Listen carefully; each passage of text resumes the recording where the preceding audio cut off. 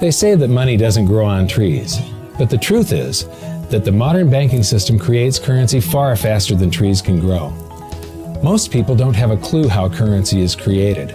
Economists and bankers make it sound so complex that people think they can't understand it. But I'm going to strip our monetary system down to its essence so that you can see the scam behind the curtain and just how it affects you.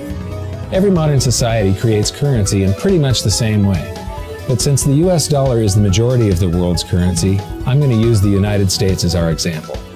It all starts when some politician says, "Vote for me and I'll make sure the government provides you more free stuff than my opponent will." But there's no such thing as a free lunch.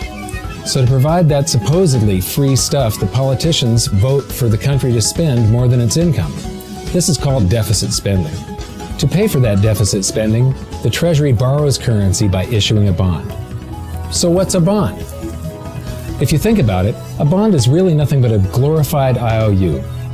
It's a pretty piece of paper with numbers printed on it that says, "Loan me $1 trillion today, and I promise over a 10-year period I'm going to pay you back that $1 trillion plus interest."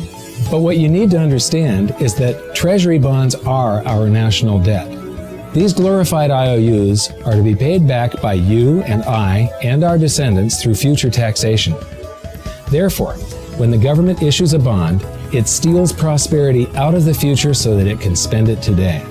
The Treasury then holds a bond auction, and the world's largest banks show up and compete to buy part of our national debt and make a profit on it by earning interest. You'll notice that as we move through this process, the big banks are there, taking a cut every step of the way. This isn't by chance, as you'll see shortly. Then, through a shell game called open market operations, the banks get to sell some of those bonds to the Federal Reserve at a profit. To pay for the bonds, the Federal Reserve opens up its big old checkbook and writes bad, bogus, counterfeit checks that should bounce because they're drawn on an account that always has a zero balance. There isn't one penny in there. To quote from the Boston Federal Reserve, "When you or I write a check, there must be sufficient funds in our account to cover that check. But when the Federal Reserve writes a check, there is no bank deposit on which that check is drawn. When the Federal Reserve writes a check, it is creating money." The Fed then hands those checks to the banks, and at this point, currency springs into existence. The banks then take that currency and buy more bonds at the next Treasury auction. But what is a check? A check is also an I.O.U. When you write a check, you're making a note that says, "Here's my I.O.U. for cash. All you have to do is go to the bank and pick it up." Now, it's very, very important that you understand this process because we're going to come back later and show you the devastating effect this has on you. The Treasury issues I.O.U.s, bonds. The banks then buy those I.O.U.s with currency. The Federal Reserve then writes I.O.U.s, checks, and hands them to the banks in exchange for the Treasury's I.O.U.s, the bonds. And currency is created. So what's really happening is the Federal Reserve and the Treasury are just swapping I.O.U.s, using the banks as middlemen, and abracadabra, presto, currency magically springs into existence. This process repeats and repeats over and over again, enriching the banks and indebting the public by raising the national debt. The Treasury then deposits the newly created currency into the various branches of the government, and the politicians say, "Hey, thanks for that." And the government does some deficit spending on public works, social programs, and war. The government employees, contractors, and soldiers then deposit their pay in the banks. Now, this may come as a shock to you, but when you deposit your currency with the bank, you're not actually depositing it into an account to be safely held in trust for you. Instead, you're actually loaning the bank your currency, and within certain legal limits, they can do with it pretty much anything they please. This includes gambling in the stock market and loaning it out, at a profit, of course. Now this is where the machine of currency creation really gets cranking, because this is where something called fractional reserve lending comes into play. Fractional reserve lending is exactly what it says. The banks are allowed to reserve only a fraction of your deposit and loan the rest out. Although reserve ratios may vary, I'm going to use a 10% reserve ratio as our example. If you deposit $100 in your account, the bank can legally take $90 of it and loan it out without telling you. The bank must hold $10 of your deposit in reserve just in case you want some of it. These reserves are called vault cash. But why does your bank account still say you have $100 if the bank has stolen $90 of it? Because the bank left I.O.Us it created, called bank credit, in its place. Now I know this sounds crazy, but here it is in black and white from the Fed. Commercial banks create checkbook money when they grant a loan simply by adding new deposit dollars in accounts on their books in exchange for a borrower's I.O.U. These are nothing but numbers that the banks type into their computers. And even though these bank credit I.O.U. numbers are very different from base currency numbers, because they only exist in computers, they are still currency. So now there is $190 in existence. Now the reason people take out loans from the banks is to buy something. They're going to buy a house or a car or something like that. So the borrower takes the $90 that the bank loaned to him from your account, and he pays the seller of the item. But then the seller deposits that currency into his account, and his bank loans out 90% of that and leaves bank credit numbers in its place. So now there's $271 in existence. This process repeats and repeats until under a 10% reserve ratio, an initial deposit of just $100 can create up to $1,000 of bank credit, all backed by $100 of vault cash, just 10%. But as I said, reserve ratios vary wildly. On some deposits, it's 10%, on others, it's 3%, and on some forms of deposits, reserve requirements are 0. The result is that the expansion of the currency supply by the banks is far greater than even this example would lead you to believe. So once again, when currency is deposited in the banks get to lend it out, and then it gets redeposited and relent, redeposited and relent, redeposited and relent over and over again, creating bank credit all the way. This is where the vast majority of our currency supply comes from. In fact, 92 to 96% of all currency in existence is created not by the government, but here in the banking system. Now, massive amounts of currency spewing into society may at first sound like a fun idea. That is, until you remember one of the most important hidden secrets of money from episode 1, that the prices of everyday goods and services act as a sponge on an expanding currency supply. The more currency we have, the more prices rise. This is where inflation comes from. The true definition of inflation is an expansion of the currency supply. Rising prices are merely the symptom. So our entire currency supply is nothing but a couple of bucks whipped up in this hocus-pocus scam where the Treasury and the Federal Reserve swap glorified I.O.Us, and a bunch of numbers that the banks just type into their computers. That's it. That's our entire currency supply. It's nothing but a supply of numbers. Some of them printed, most of them typed, and there is nothing else. But if you thought that was crazy, get ready to enter the twilight zone of modern economics. We work for some of that currency supply. True wealth is your time, but we trade away moments of our lives, hour by hour, day by day, and year by year, for numbers that somebody printed on pieces of paper or just typed into a computer. Now those numbers represent our blood, sweat, tears, labor, ideas, and talent. We are what gives the currency its value. But here comes the really cool joke.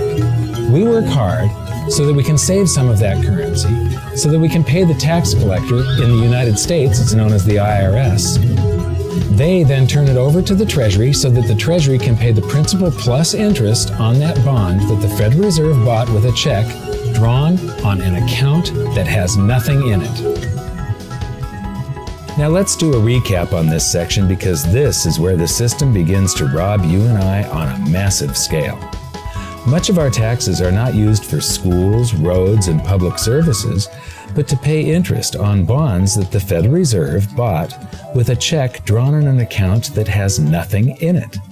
The Federal Reserve is committing fraud. But here's one of the biggest secrets of them all. Before the establishment of the Federal Reserve, there was no need for personal income tax. The Federal Reserve was created in 1913, and that very same year, the Constitution was amended to allow income tax. Do you really think this was just a coincidence? Ask yourself how much income tax you've paid over your lifetime. Much of it has been silently siphoned away into the hands of those who own the system. Yes, this system has owners. Who they are is an even bigger secret that we'll get to shortly. But first, we need to understand the mumbo-jumbo of the so-called debt ceiling. It's all based on a huge paradox. There was interest due on that bond, and there was interest due on every one of those loans that the banks made. That means that there is interest due on every dollar in existence. Let me ask you something. If you borrow the very first dollar into existence, and that's the only dollar that exists on the planet, but you promise to pay it back plus another dollar's worth of interest, where do you get the second dollar to pay the interest? The answer is that you have to borrow that one into existence and promise to pay it back with interest as well. So now there are $2 in existence, but you owe $4, and so on and so on. The result is there's never enough currency to pay the debt. There is always more debt in the system than there is currency in existence to pay the debt. Therefore, the whole system is impossible. It is finite. It will come to an end one day. What would happen if the government stopped borrowing to do deficit spending? Are the payments on those Treasury bonds going to stop? What would happen if the public stopped borrowing and going deeper into debt? Are your house and car payments going to stop? No. There is a payment due every month on the principal plus the interest on every dollar in existence, and those payments do not stop. If we stop borrowing, then no new currency is created to replace the currency that we used to make those payments. Whether you're making a payment on a loan or paying tax to make a payment on a bond, the portion of the payment that goes to pay off the principal extinguishes that portion of the debt. But the debt also extinguishes the currency. Currency and debt are like matter and antimatter. When they meet, they annihilate each other. If we just pay off the principal only on all the loans and bonds that exist, the entire currency supply just vanishes. So if we don't go deeper into debt every year, look what happens. The whole thing goes into a deflationary collapse under the weight of those payments. Politicians and pundits alike talk about balancing the budget, paying down the debt, and living within our means. They don't understand that that is deflationary. It is impossible to do under our current monetary system without collapsing the whole economy. This is why any talk of a debt ceiling is not only ridiculous, it's delusional. The system is designed to require ever-increasing levels of debt just to continue. And that's why politicians will always kick the can down the road and raise this so-called debt ceiling over and over again until the whole system finally collapses under its own weight. In other words, they don't want it to collapse on their watch. The Founding Fathers of the United States knew the dangers of central banking and fought to free themselves from this very thing. The Revolutionary War started out as a tax revolt, but now we must pay tax just to have a monetary system. Having just suffered through the hyperinflation of the continental dollar, which was printed into oblivion to finance the Revolutionary War, they understood the dangers of fiat currency and debt-based monetary systems. So to protect future generations from institutional theft and out-of-control government, they wrote into the Constitution that only gold and silver can be money for the simple fact that you can't print them. Our current system is not only unconstitutional, but it robs us of the liberty and prosperity our forefathers fought and died for. We are all feeling the effects of ignoring the Constitution right now. By forcing more currency into circulation, our purchasing power is diluted. Inflation is a slow and insidious stealth tax that is simply the result of this debt-based monetary system. This system empowers and benefits those who create the currency and receive it first, as they get to spend it into circulation before it has an effect on the economy. They're stealing purchasing power from you and transferring it to the banks and the government every hour of every day because of this false monetary system. And it's not like the people at the top don't know this. To quote the Federal Reserve, the decrease in purchasing power incurred by the holders of money due to inflation imparts gains to the issuers of money. This is a fraud. It is a pyramid scheme, it is a Ponzi scheme, it's a scam, and it's a lie. Our entire monetary system is nothing but a form of legalized theft. But here's the biggest con job of them all. The Federal Reserve is not federal. It has stockholders. There is no federal agency that has stockholders. What's a stockholder? A share of stock represents a percentage of ownership in a corporation. So the stockholders are the owners of that corporation. Therefore, the Federal Reserve is a private corporation with owners. And you can see it for yourself if you go to the Federal Reserve's website, and it will say, the stockholders receive an annual dividend of 6%. Now, we know that the stock in the Federal Reserve was originally issued to the largest banks in the United States. But because of mergers and acquisitions through the years, you can't actually trace who owns the stock in the Federal Reserve. That's a very closely guarded secret. My guess would be that the owners are those primary dealers, the banks that get to make a profit by selling part of our national debt, those bonds, to the Federal Reserve, who buys them with a check from nothing. Then we pay tax to pay the principal and the interest on those bonds so that the Federal Reserve can pay the banks a 6% dividend. Don't be alarmed if you don't quite comprehend the deception of this system at first glance. Very few people do. It is purposely complex. The economist John Maynard Keynes once wrote, "By this means, government may secretly and unobserved confiscate the wealth of the people, and not one man in a million will detect the theft." I believe that presented correctly, anyone can understand this system, regardless of how complex it is. So let's do a recap and break it down even more. The way the system works is that, step 1, the government creates glorified I.O.U.s. These bonds increase our national debt and put the public on the hook to pay it back. Step 2, I.O.U.s are swapped to create currency. The Treasury sells the bonds to the banks. The banks then turn around and sell our national debt at a profit to the Federal Reserve, which they probably own. The Federal Reserve then opens its checkbook that doesn't have a penny in it and buys those I.O.U.s with I.O.U.s that it writes, checks, on a checking account that has a zero balance. Then they give those checks to the banks and currency just springs into existence, and then the whole process repeats. This results in a buildup of bonds at the Federal Reserve and currency at the Treasury, which is really just a supply of numbers. The Treasury then deposits the numbers in the various branches of the government, and we get to step 3. The government spends the numbers on promises, public works, social programs, and war. Then the government employees, contractors, and soldiers deposit their pay into the banks, and we get to step 4, where the banks multiply the numbers by magically inventing more I.O.U.s through fractional reserve lending, where they steal a portion of everyone's deposit and lend it out. That currency gets redeposited, and then a portion is stolen again, and the process repeats over and over, magnifying the currency supply exponentially. Then we work for some of those numbers, which brings us to step 5, where our numbers are taxed. We pay tax to the IRS, who then turns our numbers over to the Treasury, so the Treasury can pay the principal plus the interest on bonds that were purchased by the Federal Reserve with a check from nothing. Then we get to step 6, the debt ceiling delusion. The system is designed to require ever-increasing levels of debt and will eventually collapse under its own weight because politicians always kick the can down the road. They don't want it to collapse on their watch. And finally, step 7, the secret owners take their cut. The world's largest banks own the Federal Reserve. Those banks make a profit selling our national debt to the Fed. They make a profit when the Fed pays them interest on the reserves held at the Fed, and the Fed pays them a 6% dividend on their ownership of the Fed. This system is fundamentally evil.